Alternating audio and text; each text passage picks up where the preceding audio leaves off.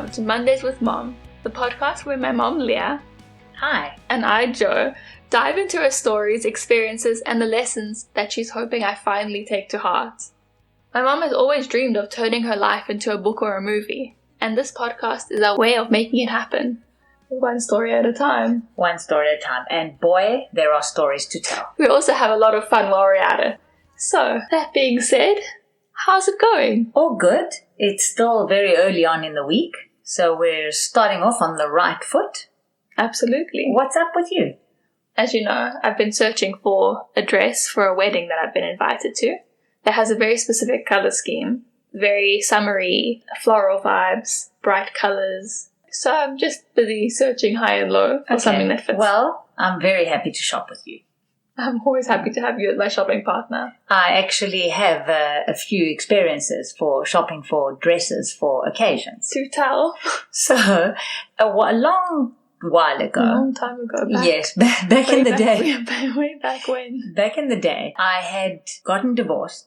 Mm-hmm. I was on my own with you and your sister Tina. Yeah. And I had met a guy. So we had just started dating. And I was still at one of the, those early stages where you still want to impress someone. And we were invited to a function.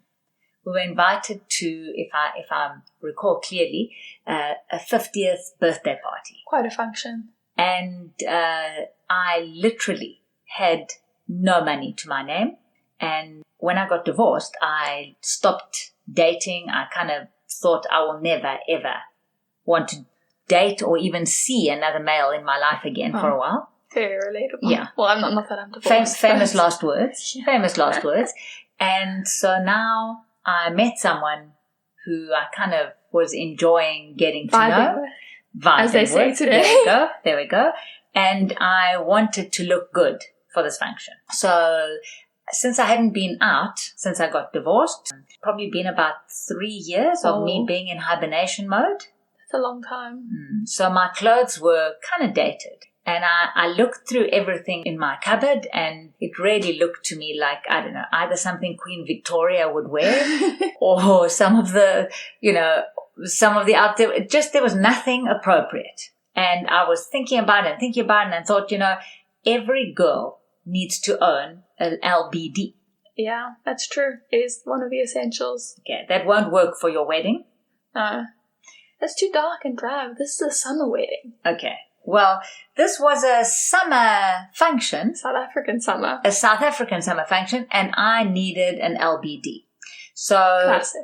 I am quite good, or I think I'm quite good, at going into shops and looking around and finding a dress that I can kind of spruce up and make people think that it's an expensive designer dress. Yeah. In the meantime, it really isn't. It's all about how you wear it as well. All about how you wear it. And also you have to find something from a shop where the people that are going to the function wouldn't be caught dead in. And then they will never know where it's from. So that's... Meaning the real cheap bargain places. Although, yes, you can find some really good stuff there. You can. You really, really can. So I went out with my limited budget into one of these shops where the rest of the people that were going to function literally never even heard of. And I looked around and I found the dress.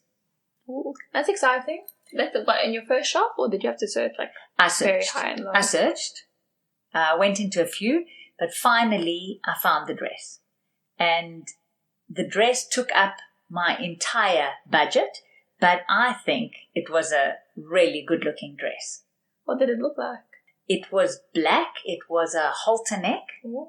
I love a good halter neck. Exactly. And it kind of had like a skirt, which this probably comes important, like a slightly flowy skirt. You know those skirts that when you twirl kind of come up in a nice way around you?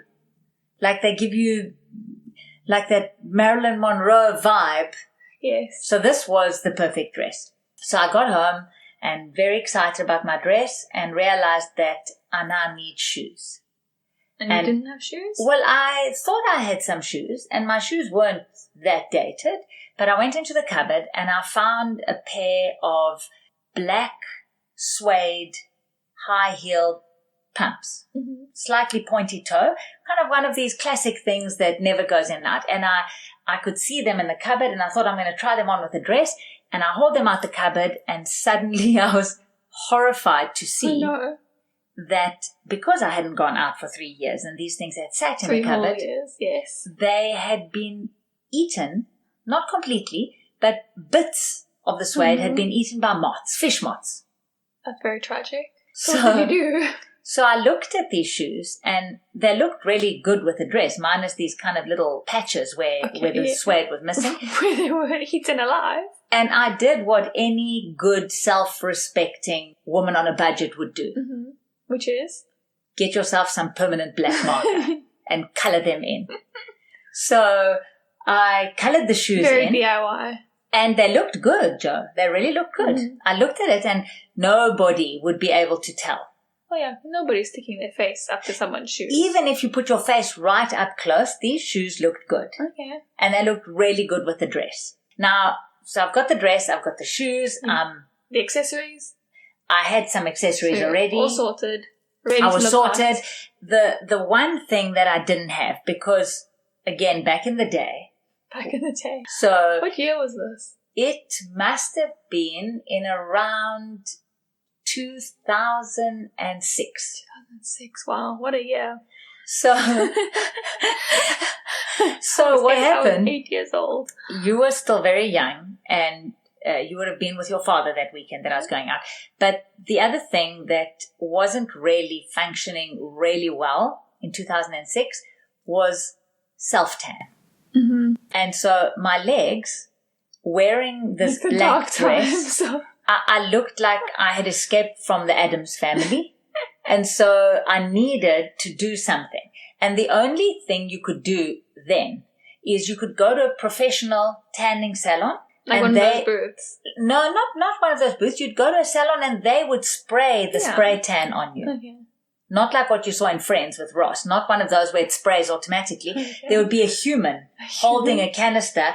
And it was a bit embarrassing because you had to stand there like in a G-string. But they would spray you. That's beside the point. Yes. But they would spray you and it would turn out pretty well. But that cost money. And I was on a budget. So the kind of self-tans that you could buy in the stores and put on, literally you would come out orange in those days. So I thought... Very early 2000s. Yeah, so what any good self-respecting woman would do is you go and buy yourself a nice pair of pantyhose in a color called, I don't know, something like Grecian honey or golden blonde, so that you don't look too Grecian dark. Honey. And so when someone looks at your legs, it's like almost like those paint colors. White? Not quite. So you kind of... I think you could have rocked an orange leg. I could have, but listen, I was trying to impress this guy. So I don't know how he would feel about dating carrot legs. So I decided to go and buy the pantyhose. Okay. Again, we're on a budget. So I like didn't... those big ones. Well, yes, like the big ones. But I also didn't have a backup one with me. Because usually what you would do, especially in those days or in the 80s, if you were ever going to go out and wear pantyhose, you would do something and keep a spare pair in your bag. Because inevitably you were going to touch some and you were going to ladder them. They would look bad. But I didn't have the money to do that. Okay. So this was my pair. And I thought I'm going to be very careful not to ladder them. So the guy arrives to fetch me just on the sideline. Prince Charming. I mean, I'm married to him now. So it obviously, now you kind of know that in the end it worked out. But anyway, he told me that he thought I looked really pretty. In fact, he thought I looked stunning. And I thought, oh, I've got this outfit perfectly. We arrive at the function and people compliment me on how lovely my dress is and where did I buy it from. And I kind of mumbled that so that they, you know what I'm saying, that kind of thing. Or told them, oh, this old thing. I had it in my cupboard. I had it in my cupboard for years. Do you know what I'm saying? Oh, I don't even remember when I bought it. And but I was getting a whole lot of compliments and I was feeling really good. So we sat down and the dinner was a sit-down dinner And so the waiters came past and brought us all our food. And for some reason, I don't know, probably the reason is because I'm an allergic type person. I have allergies all over the place. The backs of my calves started feeling itchy. Maybe because I hadn't worn pantyhose in a long time. Who knows? And so kind of very inconspicuously under the table, I would lift up my one foot with the shoe and rub it against the back of the one calf. Lady. Like a real lady, but this was under the table, and the tables had like these, it was a fancy function, so they had these long draped white tablecloths, so nobody could see a thing. And I rubbed against the back of the one leg, and then the other leg felt a bit itchy, so I did the same thing. Anyway, at some point, because we had had things to drink as well, I decided, okay, well, let me get to the ladies' room and powder my nose and check on my makeup, make sure everything looked good. And I walked in confidently, and it was a fancy function, so they had these full-length mirrors and with these beautiful gold frames, and I looked at myself in the mirror and I thought, oh, I really look good. And I turned to look at myself at the back and realized that the backs of my calves from the knee down were covered in black permanent marker. How much marker did you put on? Well, enough to cover the holes. How big were the holes? I tried to forget that. So I look at this, and another woman walked into the bathroom at that time, and I didn't know what to do, so I ran into one of the cubicles and hid. And I thought, okay, I've got to come up with a plan. And so I sat down and I took a few you decided to show off the white legs? No, that was not an option. I was not walking out with the white legs. That was out. So I sat and thought about it, and I thought, I've got to come up with a plan. And I thought at the time... Your date was probably just wondering where you were. Yes, I'll tell you about my date afterwards. But I, at the time, thought... Well, let me go quickly and tell you about my date a little bit. Let me give you some... Let's sidetrack a little bit. So my date, who was trying to impress me at the same time, had gone for dance classes. And so he had... chivalrous. It was very chivalrous, but he went on his own. Like a gentleman. And what he had learned to do was to kind of, while you were dancing, it was a bit different to what I was used to, because it would be maybe a modern type song, but he would hold my hands and then kind of pull me towards him and let me go away, and then spin me to the one side and twirl me to the other side. And so we were having a really good time. And I must let you know that, as I mentioned, the skirt, as I was spinning, the skirt would spin, and it was all, you know what I'm saying? I think a lot of people were admiring us. I would be admiring you. So we were getting quite a bit of attention. Mm-hmm. So I think that's the reason probably I started glowing.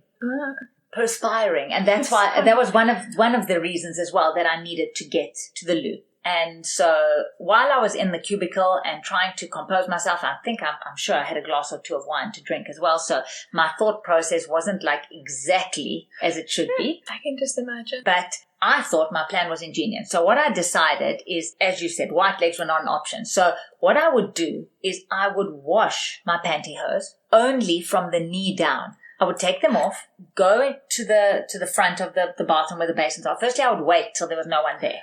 Then I would... Heaven forbid another woman knows that you have how was I going to explain this? They would think I was insane. Plus, everyone would kind of be saying, get over yourself, go show your white legs. And this was not an option for me. I was trying to impress this guy. You refused to get over yourself. You were not going to get over yourself. I was not getting over myself. No way. So what I did is I would, as I said, the fancy bathrooms, they had those fancy soap dispensers where this foam would come out. Mm-hmm. So I held this pantyhose at the point where I didn't want it to get wet beyond that point. Mm-hmm. And I would fill the thing with foam and put it under the tap and start rubbing. And the minute I would hear someone coming into the bathroom, I would run and hide in a cubicle. I can just imagine. And wait until they had gone. Maybe someone saw you and they thought that there was this woman dancing in and out. Well, I don't know. No one said anything, so I'm hoping no one saw me. And then what happened is, but as you know, because people were kind of coming in and out, and I kept like darting into the bathroom and coming out, it took a bit of time, and I was starting to be concerned that my date would think that I had left the building, or I deserted him, or that the dancing was too much for me. So I tried to spend a little bit of time using the dryer, the automatic dryer, And I don't know, I think eventually with people walking in and out, I must have got about 20 seconds of it and I gave up. So I thought to myself, but this is okay because the pantyhose were only wet from the point where the skirt began going down to my feet and the rest of it was dry. The reason why I did that, which was part of my ingenious plan, was I was worried that if I had to wash the whole pantyhose and then sit, then my skirt is going to get wet. Then it's going to look like I've wheeled really or something. were thinking of everything. So, in my state, I think I came up with this perfect plan. So I get up again, and the first thing my dad wanted to do is he said, oh, let's dance again. So him and I start dancing, and there was a lady, which there's another story to tell with that one, which I'll tell another time, but there was a lady in the room who had been watching him. She was a friend of his, but I think Was it her birthday or something? No, it wasn't the birthday girl. Okay. The birthday girl was a nice girl who was having a nice time with her husband. This was another lady who was there with her husband, except this lady was Greek, but the lady's husband was not Greek. He was Austrian, and he kind of didn't have the moves that my Greek guy had. So she would watch us while we were dancing, and she decided that at some point when we sat down to rest, she was going to get up and ask my date to dance. And him being very chivalrous and polite and a gentleman. And a gentleman got up and started dancing with her and did a little bit of the spinning with her. It wasn't to the same extent, but he started doing a bit of the spinning. So He should have only been spinning with you. I'm sorry. He should have. So he's actually the cause of all the problem, which I think tonight I can go back and tell him that. I do tell him frequently, but tonight I've got another reason to tell him. Oh, no. Make him pay for his sins. Yeah. And so what happened is across the room, the Austrian husband watched his wife kind of twirling and with this guy. And I think he must have known that his wife had a little bit of a thing. Did you know? Listen, when you come and ask some guy to dance, you kind of... But him and I, we hadn't been dating long. It was a date. We were vibing. He wasn't even my boyfriend that I could claim. Still a bit sus. It is a bit sus, I must admit.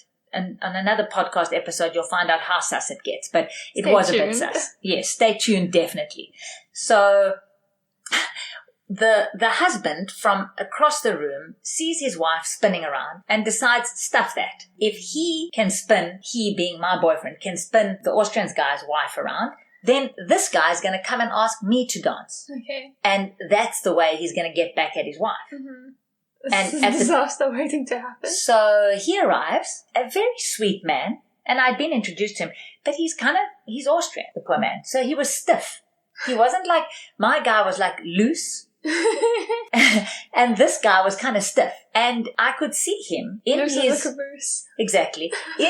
like very proper Austrian way. Yeah, he had been studying the moves of my guy, and he thought that he's going to do the same thing. But he was really stiff. It was almost like, I don't know, Dancing with the Phantom of the Opera, or I don't know, like a sleepwalker, because his arms were kind of stiff in front of him. And so what he did is he grabbed me and also held my hand to dance and then spun me. So he kind of straightened his arm that I would spin outwards. But it was so forceful that next thing I knew, I felt something leaving my body and flying across the room. Like your stomach? I don't know. Well, initially I thought it was my stomach, but it felt low, like my stomach had gone to my feet. And suddenly I realized that although my shoe is still on my foot, it isn't. The entire bottom part of my shoe must have soaked up the water of the pantyhose, loosened the glue. So as he flung me, the entire bottom, like the sole of my shoe, went flying across the room. And when I looked down, it looked like I was still wearing a shoe, but it wasn't. I was actually barefoot. Like actually barefoot on the ground? I was actually barefoot on the ground. Well, I had the stocking. But still. The wet stocking. But I was barefoot on the ground. And now I thought, okay, so I it could have hit someone. That heel probably attacked someone. It could have easily hit someone. And it must have been flung. I mean, this function, there were like 150 people. Amazing that you didn't fall over. True. So I felt that, I kept my decorum and my dignity, or so I thought. Your composure. And my composure. And so I kind of thought, I cannot keep dancing with this guy, and I need to find my shoe. So funny. I mean, it's not like I had lots of shoes in the cupboard. I thought I need this shoe. So the shoe that's falling apart. So with the moth holes. We need that shoe. I thanked this guy politely, and I told him that I think it's time for me to mingle. So what I did is I kind of had an idea. Now, you know my sense of direction is not great, but I kind of had... not great is putting it lightly. Oh, there we go. Plus, I was spinning at the time. Spinning. And so I actually kind of did a calculation in my mind as to which direction the bottom of the shoe would have gone to. Like find X. And so I started heading in that direction, and there were quite a few people at this function that I knew. Okay. So I would go to tables where I knew the people, and I would kind of start having a conversation with them. I'd say, hi, how are you? Nice to see you. And while I was doing this, I'd be like ducking under their table and ducking under their chair to see if I could find my soul. Your soul. My soul, yeah, my soul, literally. And so people would like look at me a bit weirdly. I don't know, maybe they thought I had too much to drink, because I'd say, hi, how are you? And suddenly I duck. They can't see me anymore. And then I'm up again. And hi, sorry about that. And I carry on chatting. And I must have gone to about 5 tables. And at this point, my date realized that I'm socializing with other people. I think he got worried that I was getting annoyed that he was dancing with this woman. So he came to find me. And I couldn't tell him what I was doing. You were dancing with the woman. He was dancing. He was dancing with the woman. He carried on dancing with the woman. Throughout all this, so he was busy spinning this lady While around. I was busy looking for my shoe, yes. Wow. He was dancing with this woman, but at some point he must have looked up and realized. And then I think he thought that this woman's going to be annoyed with him, that I would be annoyed with him for dancing with her. So he came to find me. He thanked her for the dance and came to find me. And my search had to end, because then it would be way too obvious. If I'm with him and I start ducking, I mean, we would never go on a second date. And I kind of liked this Was this really your first date? It was our... first No, date? it wasn't our first date. It must have been like our 3rd date. Still, that's very, very early days. It was very early days. Very early days to be... So I couldn't... To be looking for a shoe. Like a Cinderella. Like a Cinderella story. Had he found my shoe, then he could have been my Prince Charming. On a budget. Well, I think Cinderella did have a budget.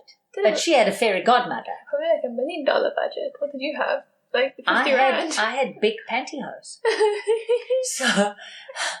And then, so what happened is he came to find me, and so the search had to end. Okay, like to cut a long story. Well, a long story, because the story goes on, but to cut that part of the story short, the shoe was never found. So there was no Prince Charming, Cinderella, here's the shoe that's left over. No, here's your pantyhose. No, there was So I carried on the rest of the evening like that. I also, because the one shoe was still intact and the other shoe looked intact, I was on the toes of my right foot, and I thought I did it really well.